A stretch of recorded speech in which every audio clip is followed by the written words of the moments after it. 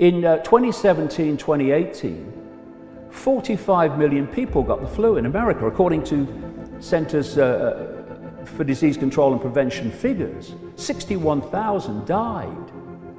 Where was the hysteria then?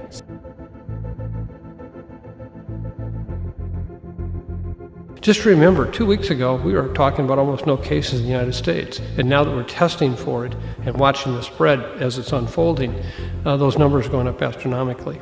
3 weeks ago, Italy was just living life just fine. Now they're literally in a virtual shutdown in the northern parts of Italy. And that's the challenge with an infectious disease like this. It can spread very quickly, and it also can affect people. For 30 years, I've been warning people in my books and in every other way I can, that this world is controlled by a cult. It's a cult that has no borders. It operates in all the, at least major countries, and in fact, all the countries in the end, and in particular in those countries that dictate the direction of the world, where you covertly create a problem, you use the unquestioning, pathetic mainstream media to tell the public the version of the problem you want them to believe.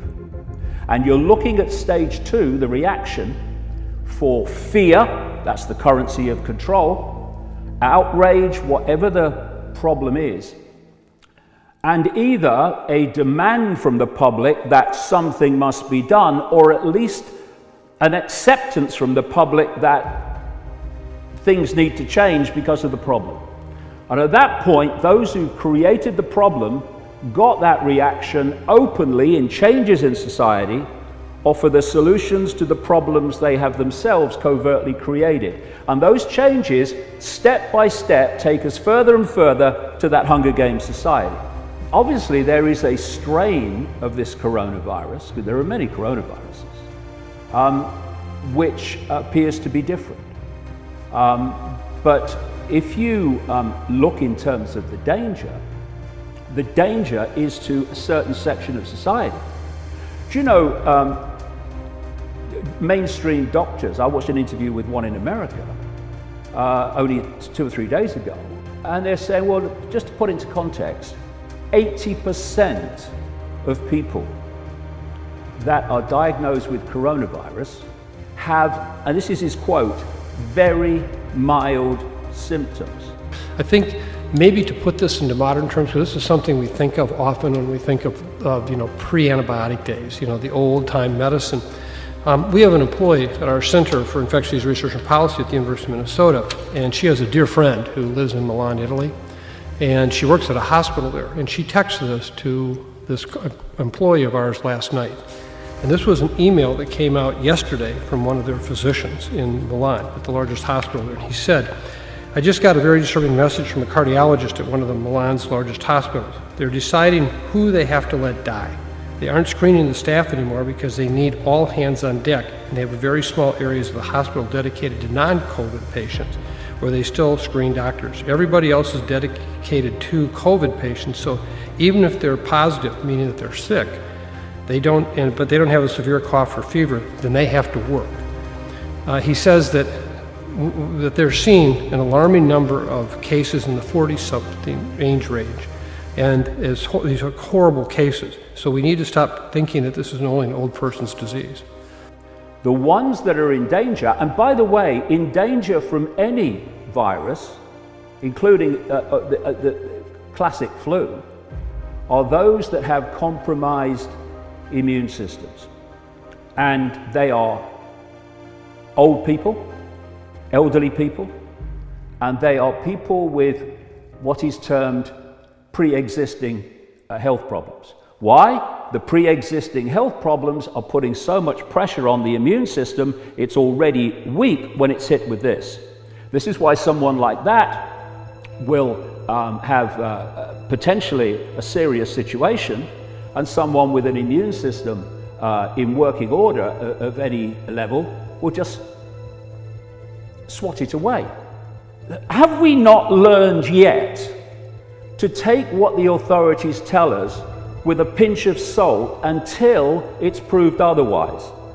96% plus of those who have been tested for coronavirus in South Korea were negative. And she said, and our testing results in America show about the same. And that's one of the things that's challenging here is you and I might get exposed to somebody who is totally asymptomatic, no symptoms. That virus would appear, well, that's not a very strong virus. But in fact, when it infects us, it could kill us. So we've seen cases of fatal disease that were exposed to people that had minor symptoms themselves. Most of the time, if they ever told the truth, they would genetically implode from the shock. So I question everything. And if it stands up, it stands up. But I don't just take it because somebody in a suit has told me to believe it. And what we're seeing now, every day, is this Hunger Games society coming closer and closer and closer because of what's being done in the name of protecting the people. That's the primary risk factor for dying, is being old, and then having certain underlying health problems. For example, in China, those men over the age of 70 who also smoked, 8 to 10% of them died. 65% of older Chinese men smoke. The case fatality rate, or the percentage of people who die in women in that same age group, was only about 2%. In that case, very few women smoke. Now, the challenge we have is that that's the Chinese data, but there are a series of risk factors that we worry about that, if they overlay on this disease, are going to cause bad outcomes. And we happen to be right at ground zero for one of the major ones here in this country, and that's obesity. We know that obesity is just like smoking in terms of its ability to really cause severe life-threatening disease, and 45% of our population today over the age of 45 in this country are obese or severely obese, and it's men and women. So one of the concerns we have is we're going to see more of these, what I guess I would call very serious and life-threatening cases occur in our country because of a different set of risk factors than we saw in China. We are being asked to believe now that this system cares about old people. We must protect the old people. We must destroy the world economy to protect the old people. Oh, these would be the old people, would they, that have paid in their entire life through taxation and other means, and at the end, in their final years, they get handed a pittance of a pension which gives them the choice between being warm or being hungry. There was a whole area of this simulation where they're discussing how they control information. And they're saying, how do we deal with the anti-vaxxers?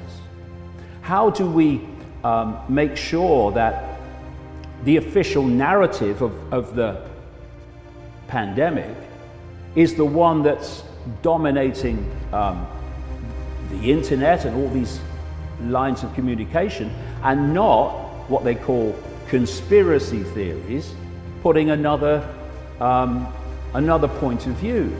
You look at all the solutions to climate change, and again and again and again, they are exactly the same solutions and consequences as with the coronavirus. What did Prince Charles say at Davos only a matter of 2 months or so ago? He said by 2030, this year that keeps coming up all over the place from all directions, we need a new global economic system, economic order to meet the challenge of climate change. What have I been writing for 30 years? This cult wants to transform the world economic order into this technocratic, AI-controlled tyranny. We are not prepared at all in the sense. I wrote the book, Deadliest Enemies, that was published in 2017. Right. Thank here, you. ladies and gentlemen. Thank you. Go get it. No, Read it. and Panic. In chapter 13, the title of the chapter was SARS and MERS, a harbinger of things to come. We predicted this. And then I wrote a chapter on there what a flu pandemic would look like if it emerged in China. And if you read it, it's exactly what's happened. The supply chains went down, China locked down the country, it spread to other countries, people all pointed fingers. And, it's the kind of thing where we hear it, but we don't get prepared. And we're going to have the next 3 months or more, 6 months or more, that are going to be like this. And so far this thing has been unfolding exactly as we predicted it. We and our center put out a piece on January 20th and said this is going to spread worldwide.